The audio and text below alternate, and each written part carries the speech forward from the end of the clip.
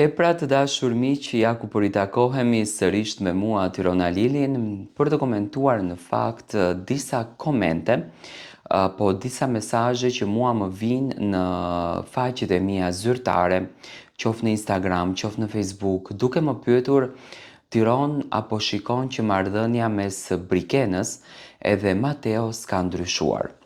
Në fakt, unë nuk e shoh të tillë. Brikena dhe Mateo kanë ndërtuar një marrëdhënie jashtëzakonisht të qëndrueshme, shumë të fortë. Disa e gjykojnë Brikenën për mënyrën se si sillet me Mateon, disa e mbështesin. Tani, unë them një gjë.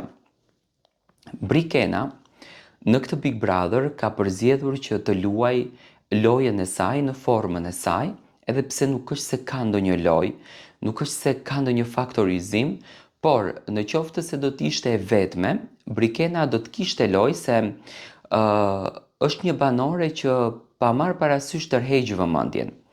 Por unë mendoj që Brikena dhe Mateo, sidomos nga ana e Brikenës, situata e marrëdhënies është në pikën më të mirë të mundshme. Brikena nuk është që po e përjeton këtë nominimin, siç po e përjeton Mateo nominimin e Brikenës. Me thënë, Mateo është shumë i trembur, është shumë i thyer shpirtërisht, duke bërë ato matematikat e tij në kokë që nga që nuk dinë edhe situatat nga jashtë, domethënë që në qoftë se bëhen bashk fansat e Gjestit, fansat e Selin, fansat e Gimbos, a do të qëndroj Gimbo brenda dhe do të largohet Brikena. Domethënë e shikoj që e ndjen veten pak më të dobët në këtë pjesën. Ndërsa nga ana tjetër, Brikena është shumë e qetë, është shumë super nice, po jeton pafund këtë nominim, po i shijon pafund këto ditë dhe po mundohet që të kënaqet edhe të argëtohet sa më shumë. Unë mendoj që marrëdhënia e tyre nuk është se ka përjetuar ndryshime, por ka përjetuar një lloj frike që realisht e përjeton Mateo më së shumti. Edhe gjatë natës së mbrëmshme, kur vllau i madh ju dha sfidën, Mateo kishte mendjen të mban Brikenën brenda në shtëpi. Mateo e tha edhe gjatë kohës kur bisedonin tek veranda që unë pa ty këtu brenda e kam shumë të vështirë. Tani, në qoftë se Brikena do largohet nga shtëpia, lidhshmëria që ka krijuar Mateo dhe varësia kundërdrejt Brikenës do të jetë një zhgënjim për të dhe do t'i ndikojë jashtëzakonisht shumë në lojë, sepse Mateo është mësuar që në çdo cep të jetë me Brikenën. Domethënë është vetë njeriu që ashumsohet. Imagjinoni të merreni me një njeri çdo ditë, edhe po të mos ta keni një ditë ka një lloj mungese.